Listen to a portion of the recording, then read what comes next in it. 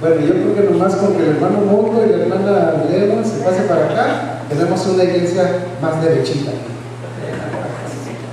Te voy a predicar a la mitad de la iglesia, ¿verdad? Y aquí, como aquí está la iglesia, me siento mejor porque está llena la iglesia. De esta parte, ¿verdad? La otra, pues allá está tranquila. Tal vez porque está más fresco por aquí, a lo mejor el aire, ¿verdad? No quiere decir que no nos quieren, por eso se ponen lejos, sino porque allá está más fresco, más agradable, un poquito que se puede refrescar aquí el ambiente. Yo creo que debiéramos orar, hermanos, en esta semana para que Dios haga un milagro. Ayer hablé con el hermano Lemos y me dice: pastor, ya tengo la carta, ya está diseñada, ya la tiene, ¿verdad, hermana Ivette? Ok, sí, o sea, no para el mando, sino para la conferencia. Bueno, él ya la tiene y hay que orar, hermanos. La iglesia de Silva la semana pasada mandó, yo llevé la carta a la conferencia con el tesorero de la conferencia solicitando un recurso bastante alto. Resulta que a las iglesias que compran templo, se consideran dueños del templo, la conferencia, hay una póliza que dice que hay que ayudarle con $100,000, o sea, $100,000. Entonces a esta iglesia se le ha dado 35,000, hablando de la iglesia de Isla. Así que queda una buena cantidad, 35 para 100, 65, ¿verdad? Así que oremos esta semana. Si el Señor concede la bendición a las dos iglesias, la otra iglesia también necesita aire acondicionado porque se descompuso. Y esta iglesia necesita un aire acondicionado. Entonces, esa carta la voy a llevar yo creo que la próxima semana, si me la da el hermano Lemos. Y si la conferencia da el sí, hermanos, nosotros tendríamos unos 30, 40,000, yo no sé cuánto nos va a aprobar, pero es hasta 100,000 la ayuda que la conferencia tiene compromiso de dar. Hasta ahorita son 35 lo que se ha dado. Así que oremos en esa dirección. También esta semana, hermanos, yo quisiera pedirles o agradecerles en primer lugar por estar presentes. Número 1. Yo hice 3 llamadas solamente, le llamé a una hermana que está aquí presente y me da gusto verla, le llamé a otras 2 hermanas que no están aquí, no las veo, pero está una aquí y me da mucho gusto. Así que sí funciona la llamadita telefónica, ¿verdad? Sí funciona. De hecho, le hablé a algún anciano y dice: wow, no me acordaba. La falta de costumbre, ¿verdad? El primer anciano iba a estar y se le olvidó, me dice: pastor, dígale una disculpa al hermano Cruz que ayude, pero se me olvidó. Se nos olvida. Así que yo creo, hermanos, que esta semana vamos a orar por nuestra iglesia de Istmo. Amén.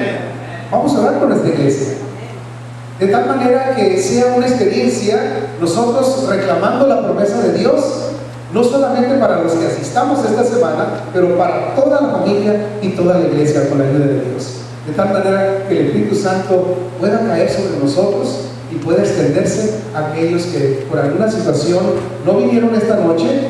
Algunos se les olvidó, otros tienen tal vez algún otro asunto pendiente. El caso es que estamos aquí y vamos a aprovechar el tiempo para que veamos nosotros. Amén. Voy a invitarles a abrir sus Biblias para ir a Romanos capítulo número 13, por favor. Romanos 13, y vamos a ver aquí desde el versículo 10 hasta el 14 que marca aquí esta sección de la Biblia. Romanos 13, 10 al 14, por favor. Mientras que buscan Romanos 10 13 del 10 al 14, quiero recordarles algunos objetivos que tenemos para esta semana de oración. Número 1, fortalecer la intimidad con Dios cada día al orar, al estudiar, al meditar y alabar juntos al Señor en la iglesia. Así que, objetivo número 1, fortalecer nuestra intimidad con Dios cada día al orar y estudiar y meditar y alabar a Dios juntos. Número 2, mostrar a la luz de las Sagradas Escrituras el tiempo en el que estamos, ¿qué cosa? Viviendo. Vamos a hablar de eventos finales. Vamos a hablar de acontecimientos que están a nuestro alrededor y que nos están diciendo que el Señor está a las puertas. Número 3, lograr, por influencia del Espíritu Santo, un reavivamiento y reforma, considerando que es la mayor y más urgente de todas nuestras necesidades. Y siguiente, Dice, visitar algunas familias de la iglesia de tal manera que podamos orar con ellas en sus casas, orar con ellas de tal manera que podamos ser una bendición durante esta semana. Número 6, siguiente, renovar nuestro compromiso espiritual y misionero como fieles mayordomos y sostenedores de la iglesia de Dios en esta tierra. Así que yo les pido, hermanos, que oremos por estos objetivos, estos propósitos, para que el Señor nos dé el gozo de alcanzarlos, que podamos experimentar una intimidad más estrecha con Dios, que sea una experiencia, una aventura espiritual, más que un venir a la iglesia solamente a escuchar un sermón, es venir a un encuentro real con Jesús. Amén. Y de esa manera que sea significativo nuestra venida. Como dijera el rey David, yo me alegré con los que me decían, a la casa de Jehová, a la presencia de Jehová, vamos a ir. Y por eso en esta hora quiero invitarles a inclinar sus cabezas para orar. Amante Padre Celestial, alabamos tu bendito nombre, Señor, por tu misericordia y tus bondades. Tú has sido para nosotros un refugio, un solaz, un oasis, una bendición. Y en esta tarde, Señor, hemos venido para estudiar un poco de tu palabra, para adorar a través de los cantos, las oraciones, y también, Señor, para pedirte que tú llenes nuestro corazón de paz, llenes nuestro corazón de esperanza y aumentes nuestra fe, para poder creer que estamos viviendo los últimos días y que estemos bien preparados, con nuestras lámparas llenas, y que tu Santo Espíritu esté con nosotros para cuando vengan cualquier otra circunstancia, estemos firmes y fieles al pie de la cruz. En esta hora, Señor, ahí están esos 6 objetivos que tenemos. Te rogamos que nos ayudes a alcanzarlos y que sea una bendita experiencia de intimidad contigo, Señor. Tu palabra dice, buscad y hallaréis, llamad y se os abrirá. Te llamamos, Señor, queremos buscarte, queremos pedirte, Señor, que se cumpla tu palabra que dice, y me buscaréis y me hallaréis. Si me buscaréis, porque me buscaréis de todo vuestro corazón. Aumentanos la fe, Señor, para buscarte de todo corazón y poder permitirnos estar en tu presencia. Pedimos tu bendición en el nombre de Jesús. Amén. Romanos 13, versículo 10. Dice la introducción, el amor no hace ¿qué cosa? Mal al prójimo. Así que el cumplimiento de la ley es el amor. En ese contexto, el apóstol Pablo nos recuerda algunos asuntos importantes para nuestra vida espiritual. El amor no hace mal al prójimo, dice él. Así que el cumplimiento de la ley realmente es el amor. No es tanto hacer acciones de obediencia a mandamientos en la letra, que tiene su lugar, pero es más manifestar el amor los unos a los otros. Y entonces cierra el pensamiento antes de concluir su capítulo y dice, y esto, dice, conociendo el tiempo que es ya hora de levantarnos del sueño, porque ahora está más cerca de nosotros nuestra salvación que cuando creímos. Dice la palabra, el siguiente versículo 12, la noche está ¿qué cosa? La noche está muy avanzada. Y dice, y se acerca el día. Desechemos pues las obras de las tinieblas y vistámonos las armas de la luz.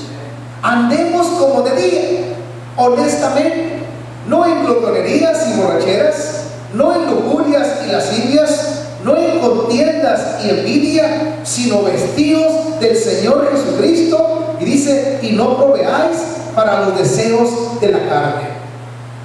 Me llama mucho la atención, hermanos, que el apóstol está hablando de la inminencia venida de Cristo. Está hablando de la pronta venida de Cristo. Y eso ya hace pues algunos añitos atrás, varios siglos. Y tenía el sentido de urgencia. Dice, y esto, conociendo el tiempo que es ya hora de levantarnos del sueño. ¿Cómo estaría la vida espiritual en los tiempos de Pablo cuando le está hablando a los romanos en este sentido, hermanos? ¿Será que las condiciones se repiten de generación en generación? Yo creo que sí. No solamente en el contexto espiritual, pero en el contexto secular y en el mundo. La historia normalmente tiende a ¿qué? A repetirse. Jesús mismo lo dijo: antes del gran día del Señor, será como los días, ¿qué cosa? Antes del diluvio con Noé. Dice, de la higuera aprender que cuando sus plantas, sus hojas están tiernas, dice, usted sabe que ya se acerca el verano. Asimismo dice, están listos porque vuestra redención está cerca. Y esto conociendo el tiempo que es ya hora de levantarnos del sueño, porque ahora está más cerca de nosotros nuestra salvación que cuando creímos.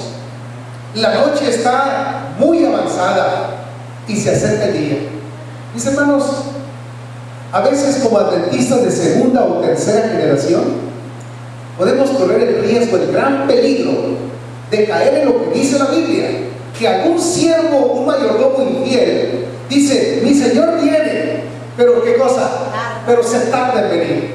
Así que comamos y bebamos, dice la generación impía, que mañana moriremos. Las cosas serán igual. Y dice el apóstol Pedro que muchos dirán en los últimos días: ¿dónde está la promesa de sostenimiento? ¿Dónde está la venida que tan urgente y que tan urgente estaban predicando, apóstoles? No viene. Las cosas seguirán igual.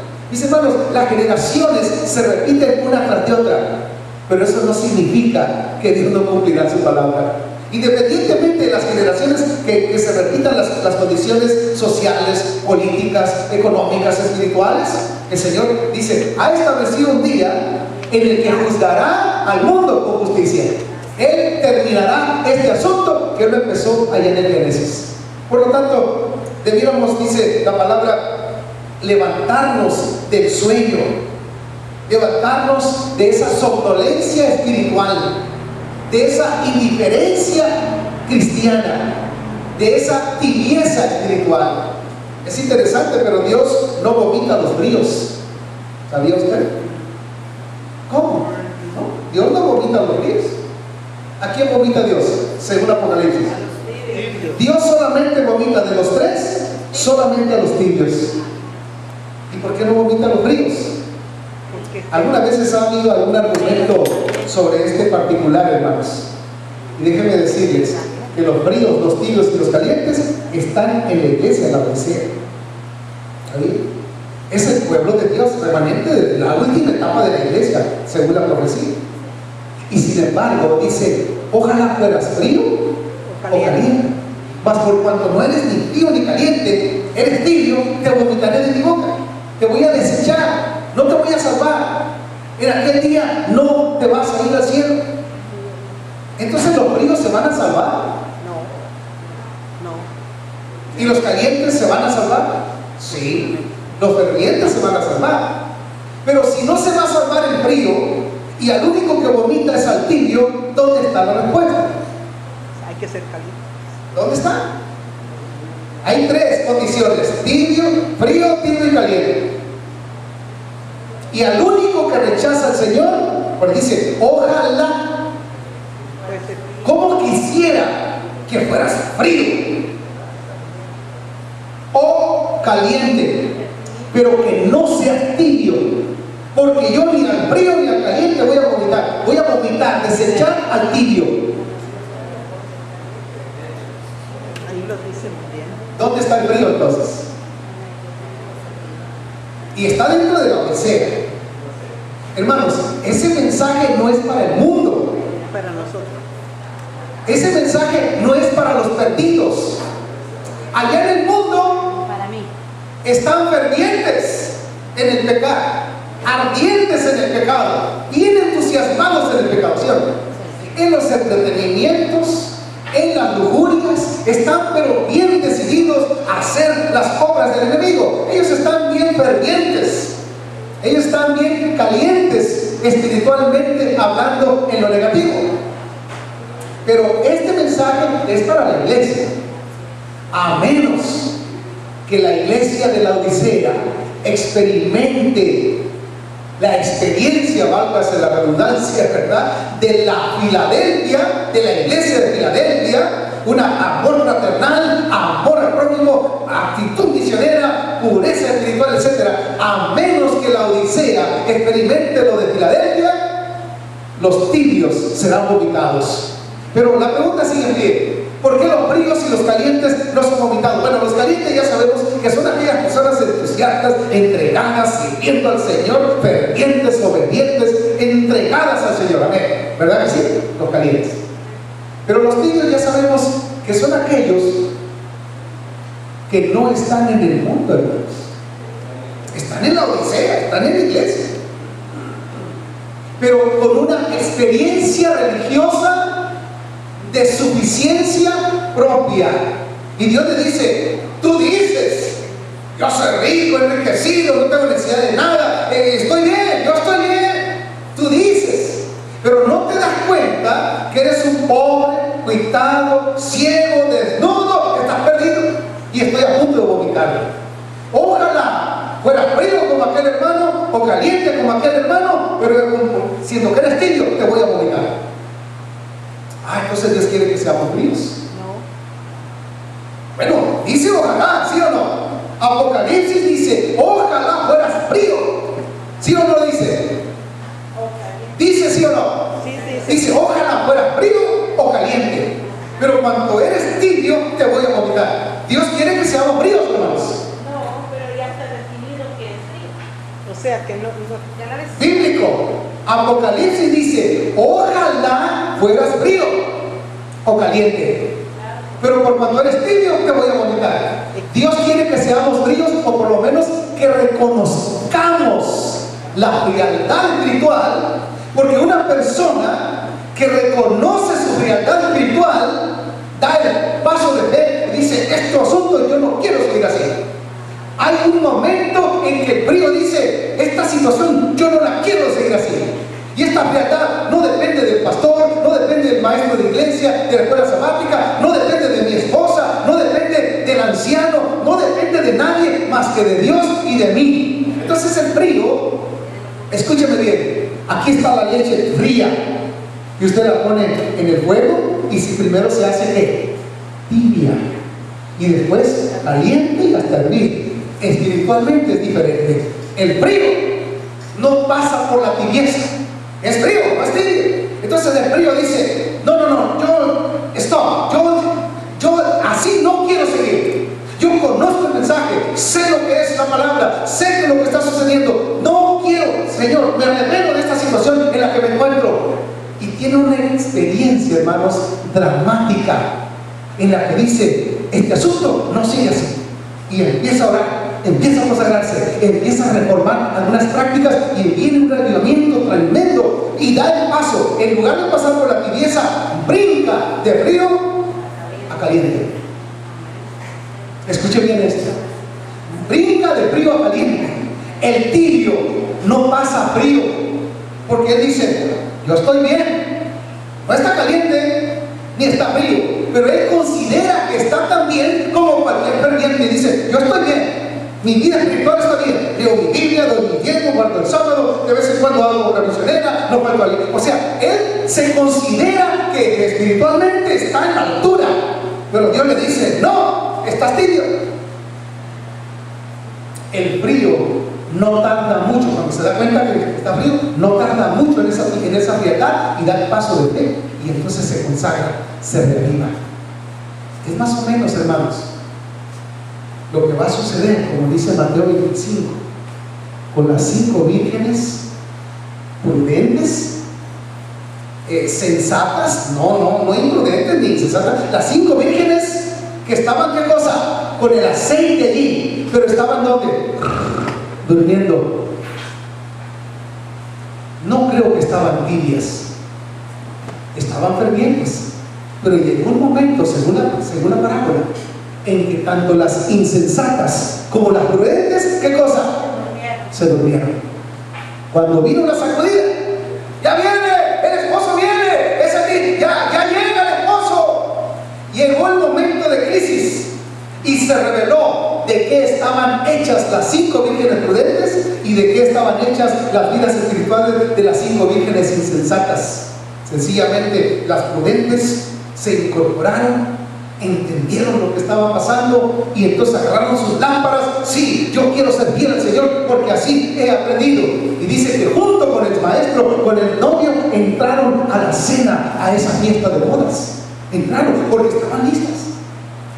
Es más o menos como cuando un hermano, una hermana, un miembro joven, adulto en la iglesia, a veces no da muchos frutos, a veces está ahí medio opacada, media sin frutos, sin mucho significado en la iglesia, pero de repente sucede un incidente en la familia, sucede una circunstancia en el matrimonio, los hijos, la salud, alguna circunstancia que la hace sacudirse.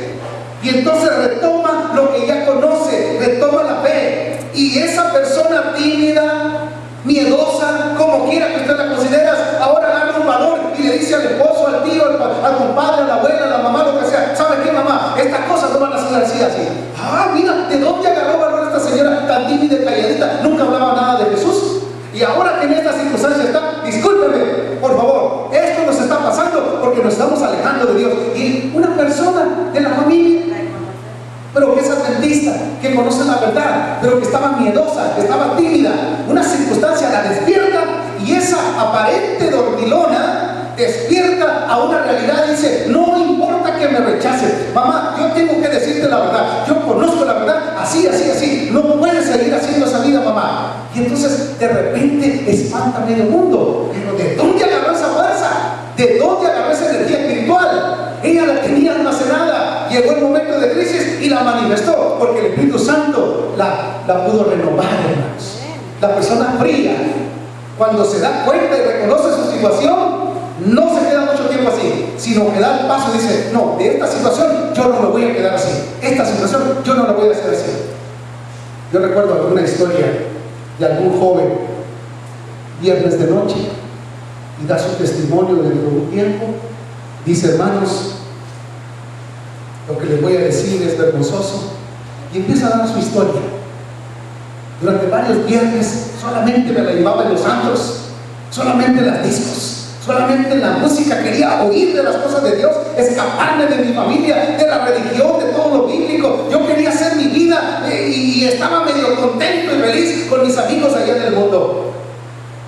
Pero de tanto en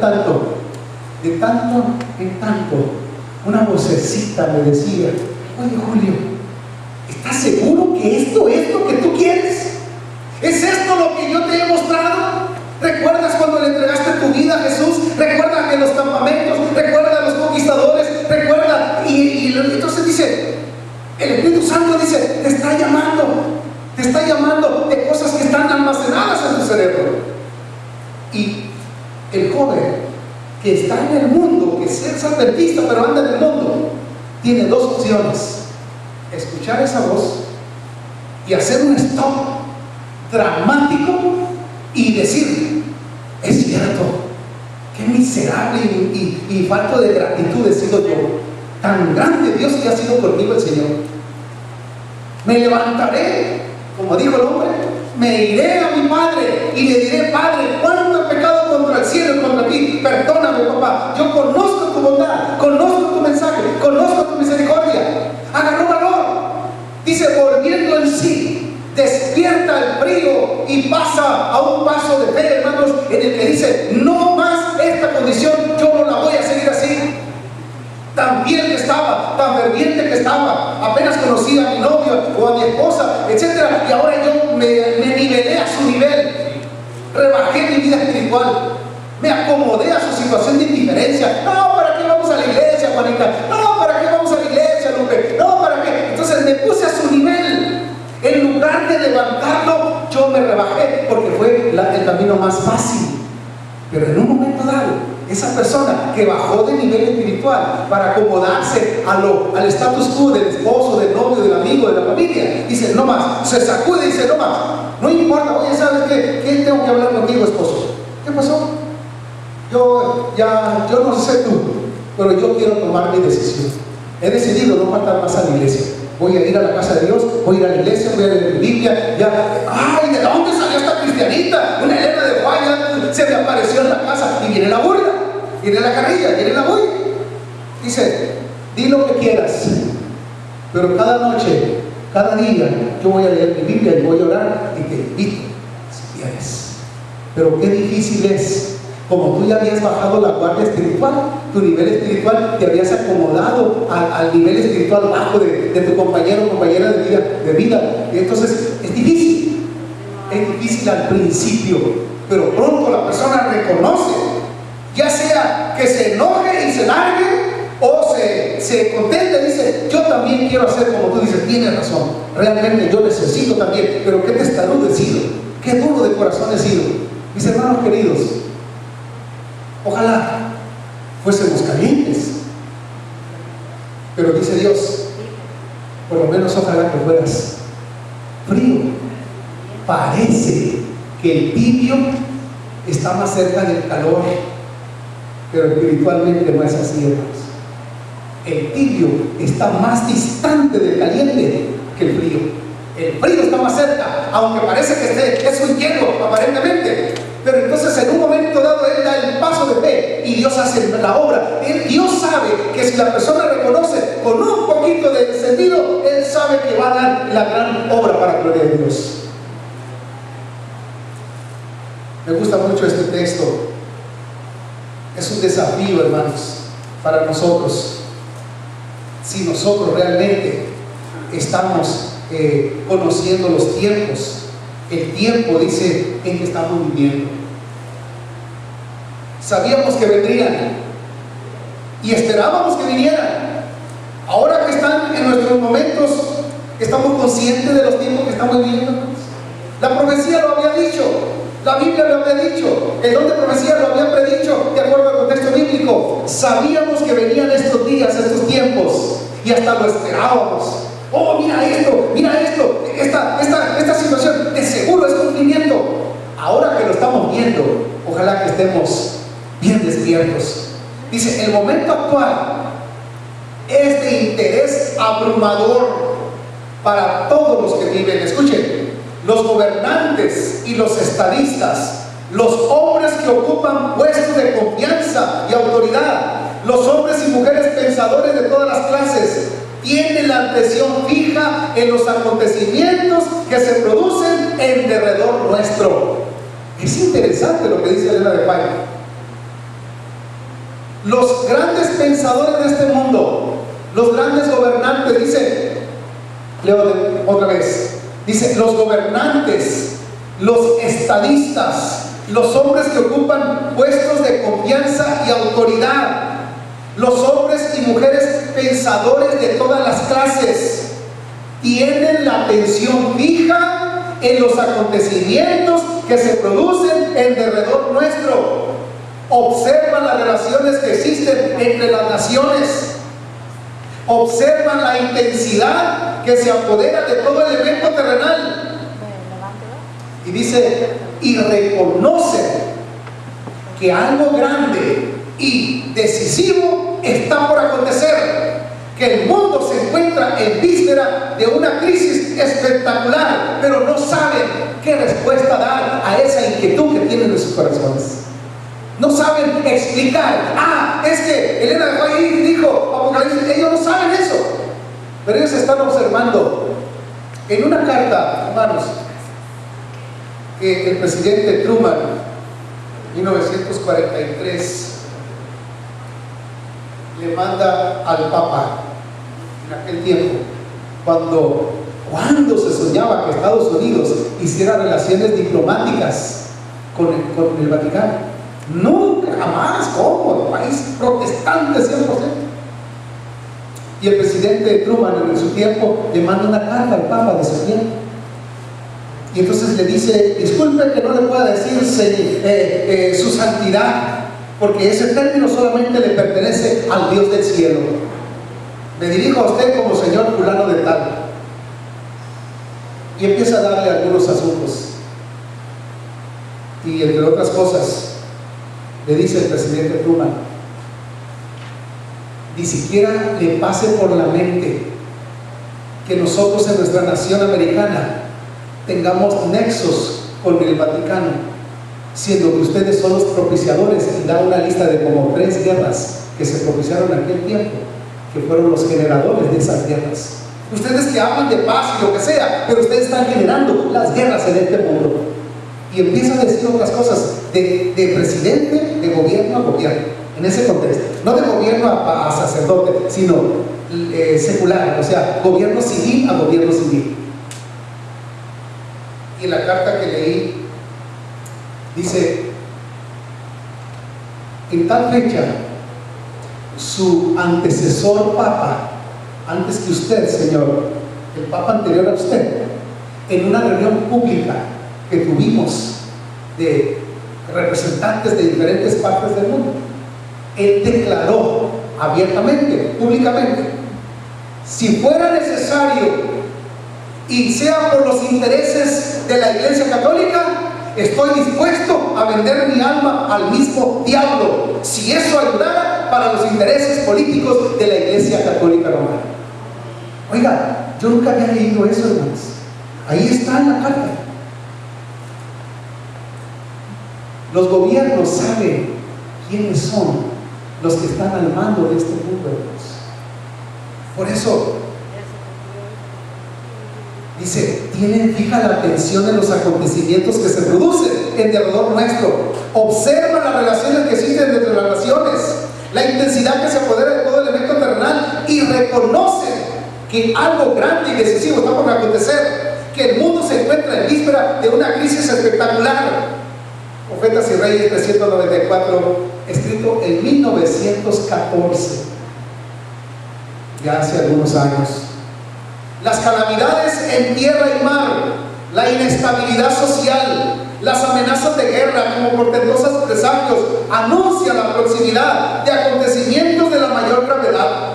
Las agencias del mal se coligan y acrecen sus fuerzas para la gran crisis final.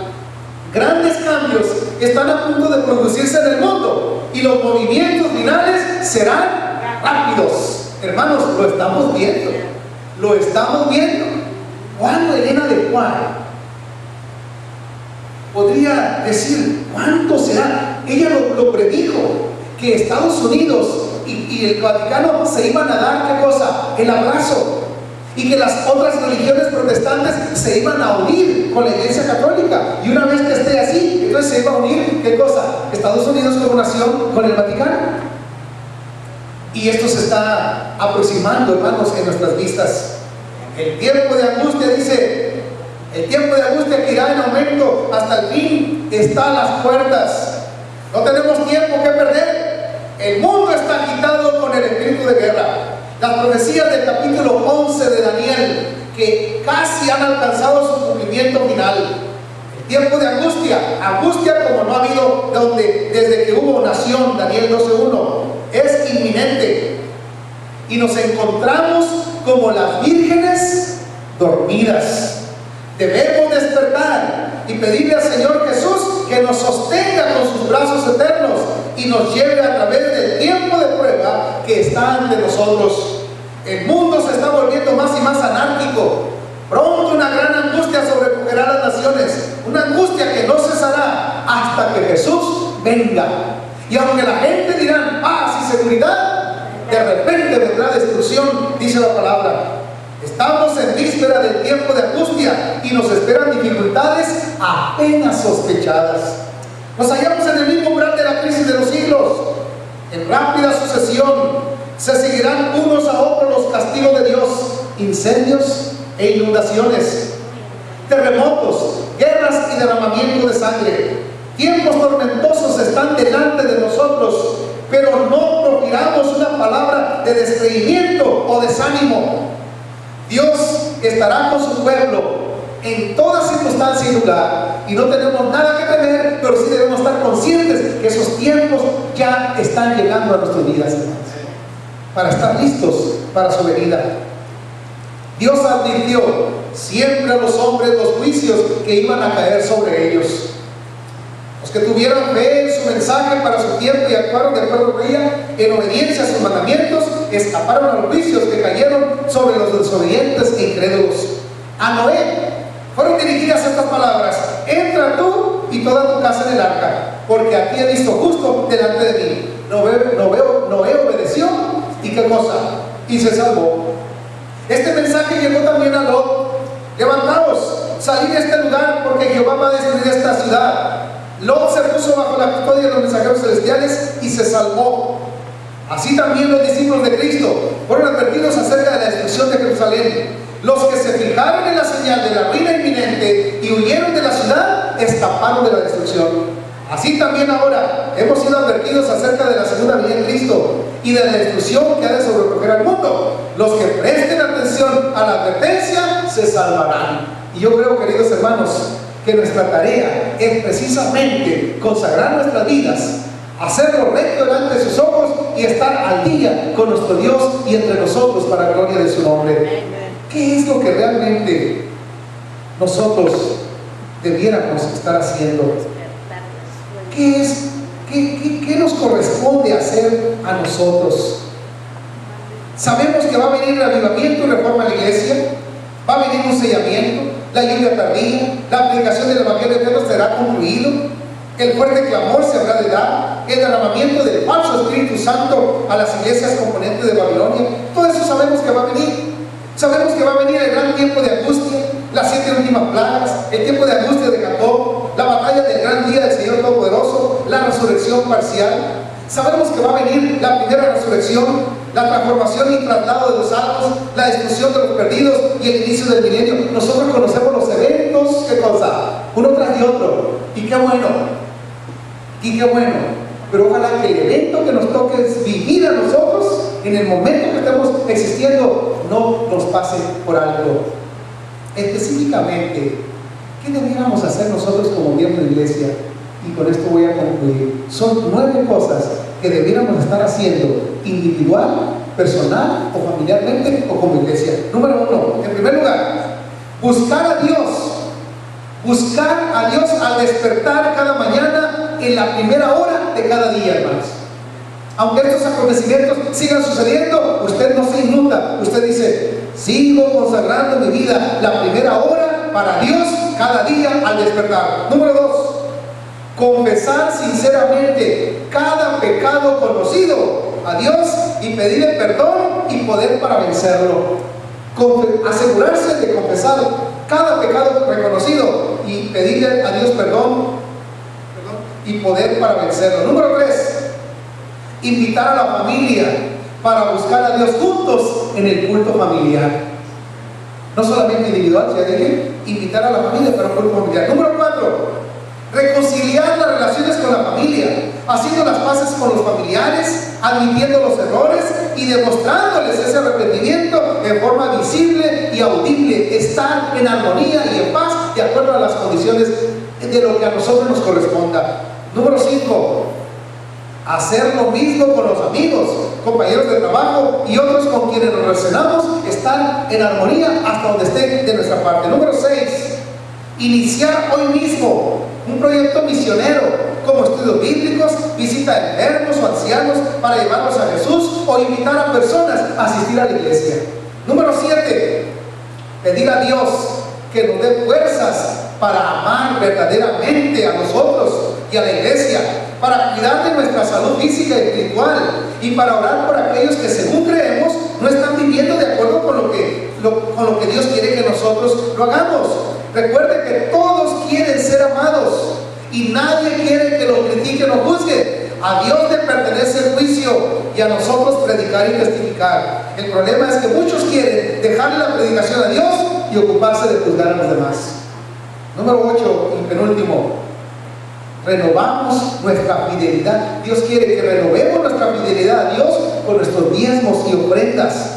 Es necesario que seamos cuidadosos a recordar que diezmo es diezmo y ofrenda es ofrenda. El diezmo no es la ofrenda ni la ofrenda es el diezmo. Seamos honestos y fieles en la devolución de nuestros diezmos y ofrendas para ser hallados íntegros y honestos delante de su presencia. Y número 9, debemos santificar el santo sábado. Entre nosotros, quien recibirá el sello de Dios no es solamente quien no trabaja el sábado, sino quien lo santifica y le da a Dios la honra y la gloria en ese santo día de reposo para la gloria de nuestro Dios. Finalmente, podamos renovar nuestra fidelidad a la iglesia de Dios, la iglesia adventista del séptimo día, que es el pueblo remanente, columna y baluarte de la verdad presente. Asistir y asistir y participar de los cultos y programaciones y abandonar reuniones y materiales de ministerios disidentes que solamente desaniman y apocan nuestra fe. Que en estos días, hermanos, en esta semana, regálale esta semana a Dios, viniendo todas las noches. Regálate esta semana a ti, viniendo todas las noches. Y de paso, regálame esta semana, viniendo esta semana aquí a la casa de oración para seguir estudiando estas palabras. Que Dios nos ayude, hermanos. Recuerden, el mensaje es para los tibios, para que sean calientes. Y el mensaje es para los fríos, para que den el paso de fe, para que sean fervientes. Pero no te quedes en la tibieza. Sacúdete de eso. Y que el Señor nos ayude, hermanos, a estar pero bien despiertos, bien fieles y fieles para la gloria de Jesús. Amén.